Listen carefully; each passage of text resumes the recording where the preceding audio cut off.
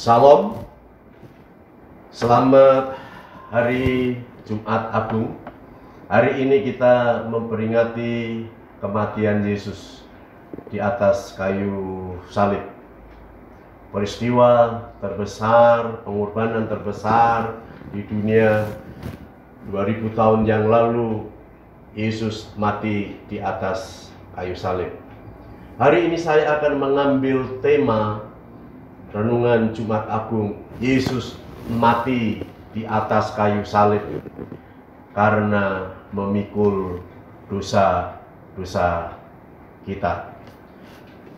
Bapak Ibu Saudara sekalian yang dikasihi oleh Tuhan, banyak orang yang bertanya tentang kenapa Yesus itu mati. Pertanyaan yang begini ini sering diungkapkan oleh setiap orang, termasuk kita sebagai orang-orang yang percaya. Kalau Yesus itu mati, berarti Yesus itu bukan Tuhan. Namanya Tuhan tentunya tidak bisa mati, hidup selama-lamanya. Tuhan kok mati? Aneh. Jika Yesus mati, berarti Yesus itu lemah. Kalau Yesus itu mati, maka Yesus itu manusia biasa, bukan Tuhan. Karena kematian itu menunjukkan kelemahan makhluk hidup. Alkitab memang mengatakan Yesus itu mati. Yesus itu mati bukan karena dia tua, bukan karena dia sakit, bukan dia karena dirasuk setan, bukan karena dia positif virus corona, atau Yesus mati bukan karena kena demam berdarah, tetapi Yesus mati karena Allah mengasihi kita, supaya kita ini datang kepada Tuhan, dan kita diselamatkan hanya melalui kematian Tuhan Yesus. Nah, Bapak Ibu Saudara yang dikasihi oleh Tuhan, saya akan memberikan jawaban pertanyaan mengapa Yesus itu mati. Kenapa Yesus ini disalib kemudian Yesus mati. Kita akan membaca Alkitab kita di dalam Injil Matius pasal 27 ayat 45 sampai ayat yang ke-50. Demikian firman Tuhan. Mulai dari jam 12 kegelapan meliputi seluruh daerah itu sampai jam 3. Kira-kira jam 3 berserulah Yesus dengan suara nyaring, Eli, Eli, lama sabachthani. Artinya, Allahku, Allahku, mengapa engkau meninggalkan aku? Mendengar itu beberapa orang yang berdiri di situ berkata, ia memanggil Elia, dan segeralah datang seorang dari mereka. Ia mengambil bunga karang, mencelupkannya ke dalam anggur asam, lalu mencucukkan pada sebatang bulu dan memberi Yesus minum. Tetapi orang-orang lain berkata, jangan, baiklah kita lihat apakah Elia datang untuk menyelamatkan dia. Yesus berseru pula dengan suara nyaring, lalu menyerahkan nyawanya. Amin. Bapak Ibu Saudara yang dikasihi oleh Tuhan, bagaimana murid Tuhan Yesus dan sebagai penulis Injil Matius, dia memberikan jawaban mengapa Yesus itu mati di atas kayu salib. Ada beberapa hal yang ingin saya sampaikan hari ini, Bapak Ibu Saudara. Yang pertama, kematian Yesus di atas kayu salib memikul dosa-dosa semua manusia. Yesus disalibkan di atas gunung Golgota merupakan puncak penderitaannya. Penderitaan Yesus itu diawali ketika Yesus itu berdoa di Taman Getsemani. Keringatnya yang menetes seperti darah karena sudah merasa betapa beratnya memikul dosa. Sampai pada saat itu Tuhan Yesus mengatakan, hatiku sangat sedih, seperti mau mati rasanya. Selanjutnya Tuhan Yesus ditangkap. Kemudian Yesus dibawa ke Mahkamah Agama. Mahkamah Agama mencari kesalahan Yesus, tetapi tidak ditemuinya. Karena memang Yesus tidak pernah berdosa. Yesus tidak pernah bersalah. Yesus adalah orang benar. Yesus datangnya dari Allah. Maka tidak ada seorang pun termasuk Mahkamah Agama mencari kesalahan Yesus. Akan tetapi orang-orang Yahudi menuduhnya bahwa Yesus itu berdosa. Ini adalah kesaksian palsu. Kemudian Yesus dinyatakan dihukum. Kemudian setelah dinyatakan dihukum, Yesus diarak, Yesus diludahi, Yesus ditinju, Yesus ditampar, Yesus ditendang, Yesus dipukuli. Kemudian Yesus dicambuk berulang-ulang kali. Ada orang yang mengatakan Yesus itu dicambuk sedikitnya 242 cambukan. 121 kali cambukan di punggung bagian kiri. 121 kali di bagian punggung kanannya. Bapak Ibu boleh merasakan bagaimana dicambuk. Kemudian ujung cambuk itu ada tiga mata cambuk. Ada juga orang yang mengatakan ada 5.480 luka di sekujur tubuh Tuhan Yesus. Kemudian ada juga yang mengatakan Tuhan Yesus itu lukanya sejumlah 150 buah. Luka yang sangat parah, luka yang sangat menyerikan. Itu Yesus rasakan ketika Yesus dianiaya. Selanjutnya serdadu Romawi menganyam mahkota duri. Mahkota duri itu dikenakan di atas kepala Tuhan Yesus.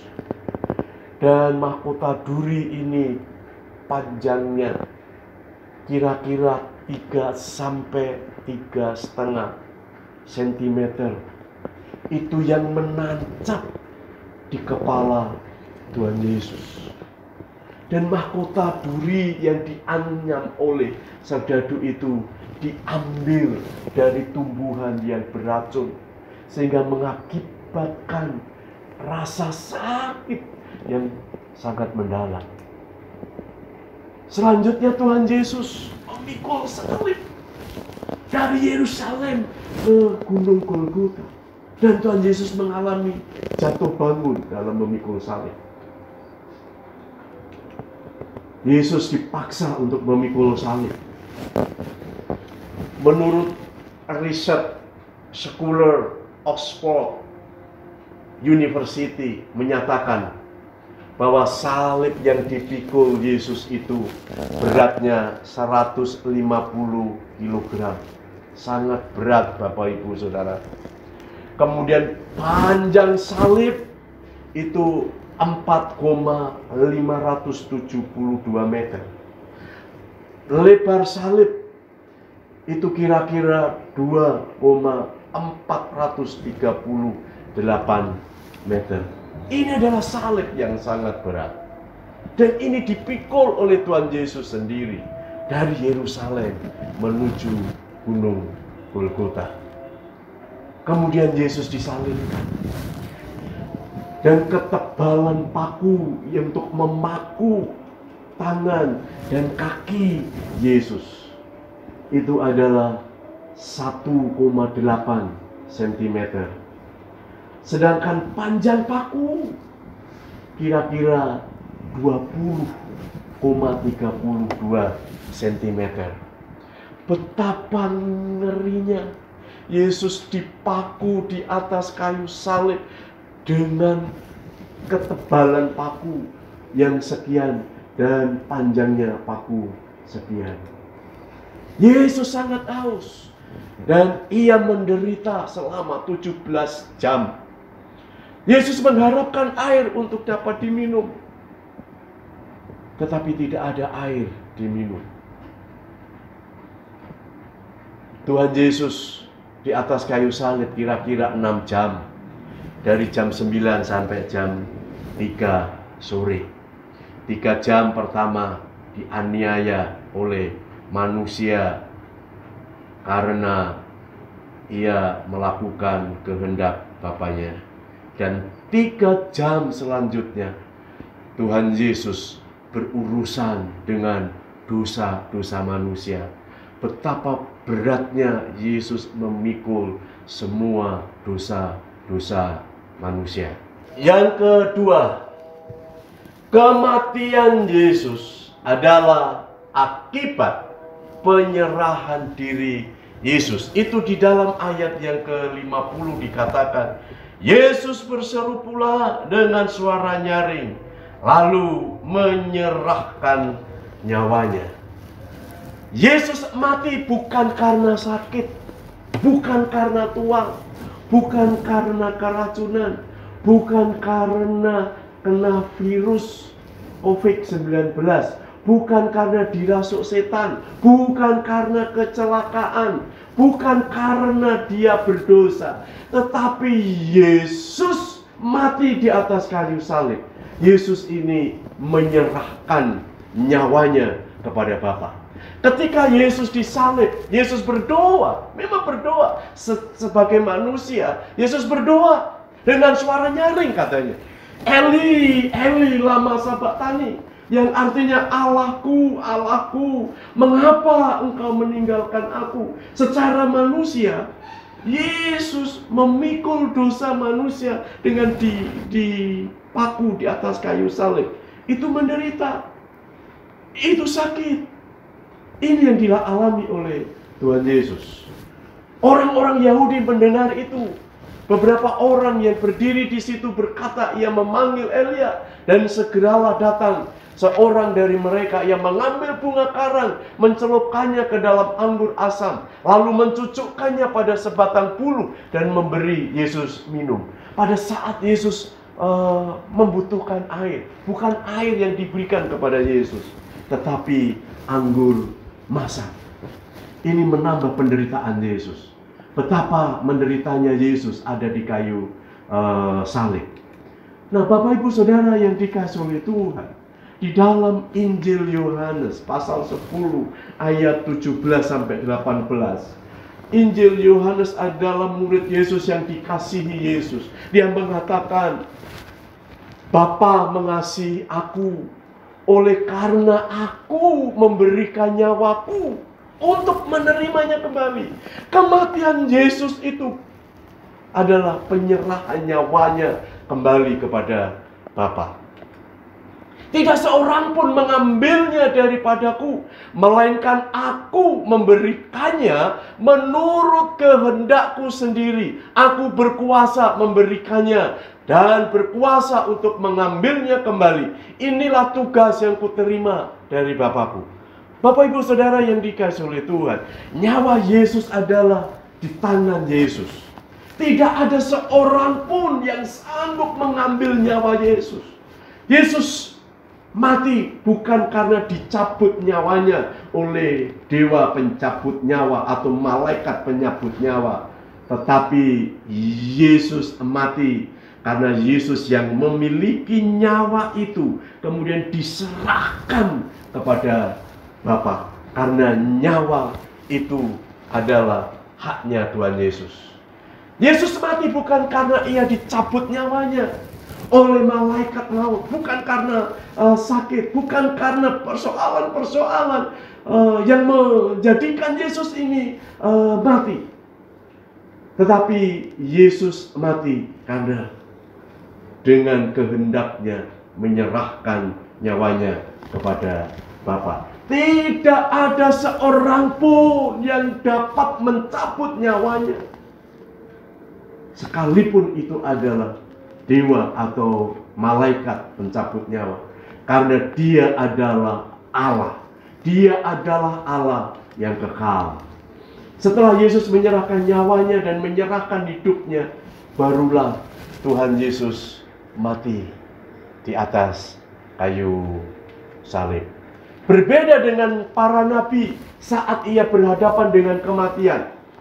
Ia tidak bisa tawar-menawar dengan kematian. Sama dengan semua manusia di bumi ini. Tidak bisa untuk memegang nyawanya. Kalau sudah waktunya kita mati, maka kita mati. Kematian Yesus adalah kematian yang dikehendaki oleh Yesus itu sendiri, karena Yesus menyerahkan dirinya, menyerahkan nyawanya kepada Bapa. Dari sini muncul kematian Yesus. Di dalam teologi adalah kematian Yesus adalah kematian sukarela. Kematian Tuhan Yesus adalah kematian yang dikehendaki dirinya sendiri, supaya semua orang yang berdosa, dosanya itu dipikulnya, dosanya dibebankan kepada Yesus. Maka Alkitab mengatakan Yesus yang tidak berdosa dijadikan dosa.